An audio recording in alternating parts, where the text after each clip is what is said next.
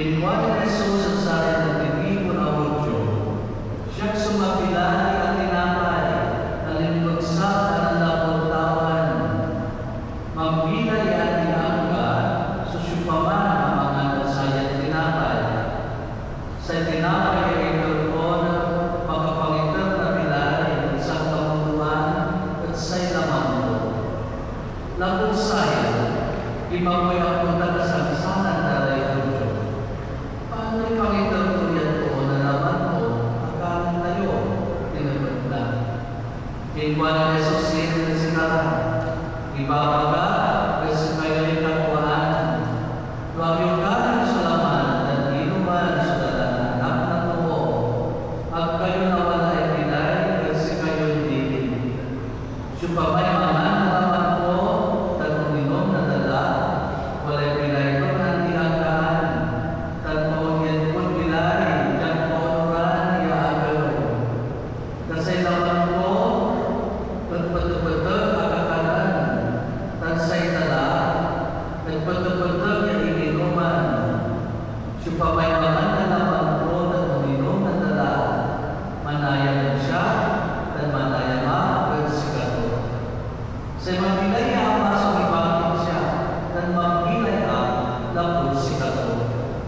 Puntan naman, supamay mga siya, magbilay lapod siya. Sigato niya sirin, so tinapay ang nagpagsak na nalapuntawan.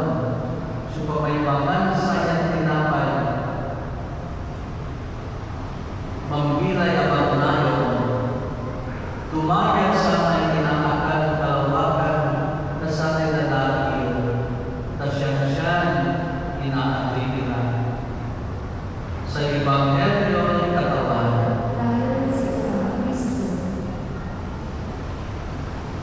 masanto siya pagwasan sa kayo natin.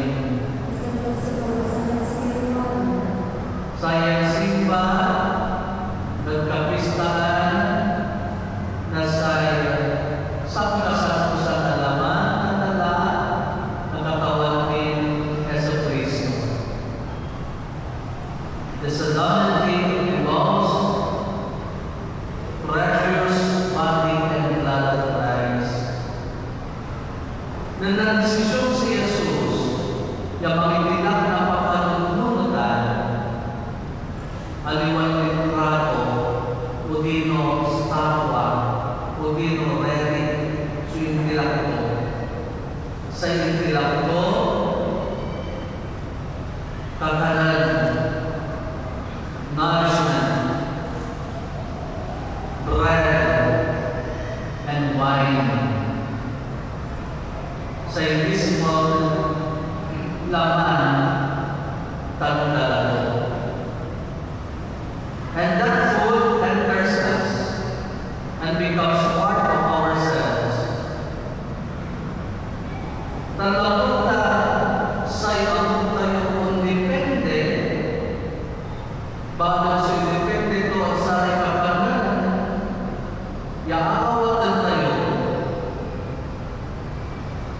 We should smell like Jesus. Kada awatan tayo, sulaman ng darato at masanto komunyon. Sweet power coming out in our lives as we assimilate these gestures of love, mercy, generosity, goodness, and as we share our lives with other people. Tanong pagtutunan sa saya mo, how is our neighbor? Sana kasi kakaaray tayo, pare-pare tayo, amot tayo. Sabi mo, single to pare-pare, smell your against, like by you. Ano kasi susay, pakaamot yun, amot kasi, paksin. Tuwing pangan. Kumon, pare-pare tayo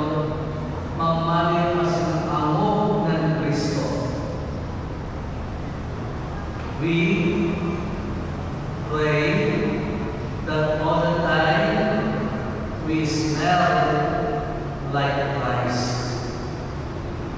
How should the worldly reception of this great memorial be? Parang kasi sumapong o dito, parang tayo di parahan, so di tayo naman, exciting ka tayo, pero sa ibas kung makakalman mo, yung mga namawat na sayang naman, tandala na Jesus sa komunyon, ayan, piniter na Diyos, ang papanununan natin, tayo ang sinapo. Sa nagpapasakan, but science sigma, they, in one way or another, provide some answers. Sinabi lang, sa my first reading, manlawang libro na Deuteronomio, Moses, the Maestra Israelites, yung panunod ng si Moses at sa Israelitas kung paano inantawayan at inumanuan ng Diyos sa katawan at panawagan.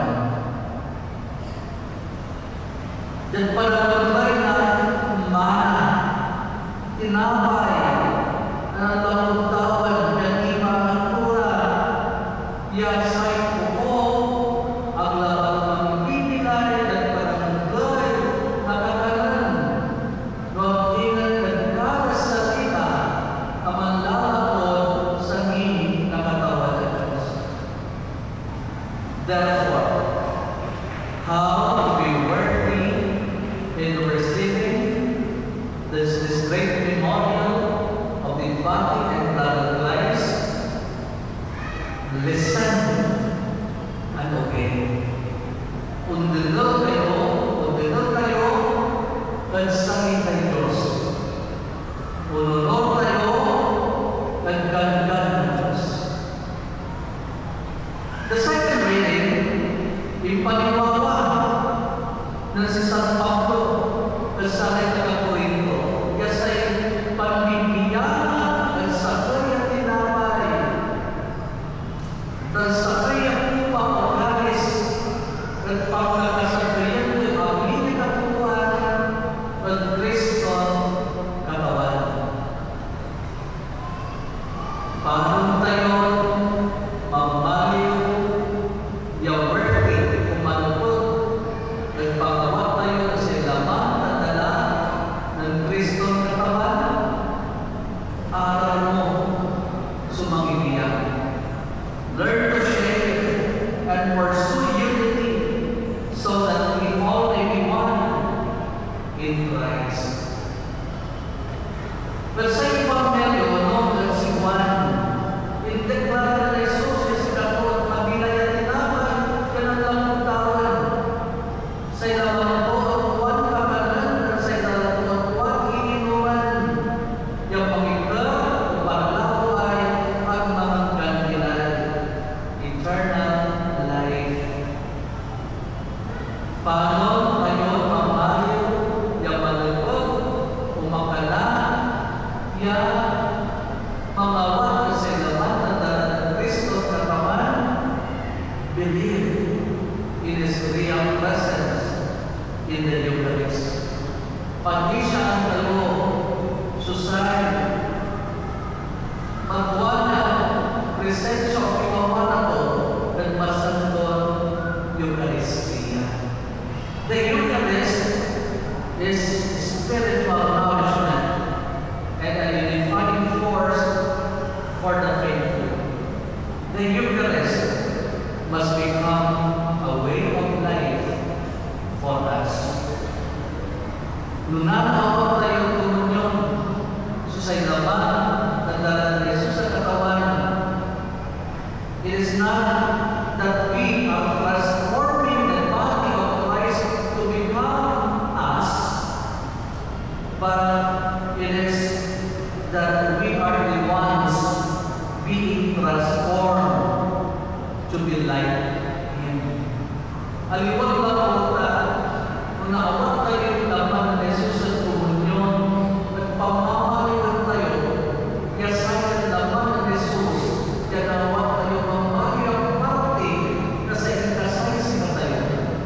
mag-ingat whenever we're sick, the body and blood of Christ in the Holy Communion, si katalingan. Sunod yan, napasimpado at pamaliw kasi nga sa isigaw. God bless us all. Amen. Nalagay.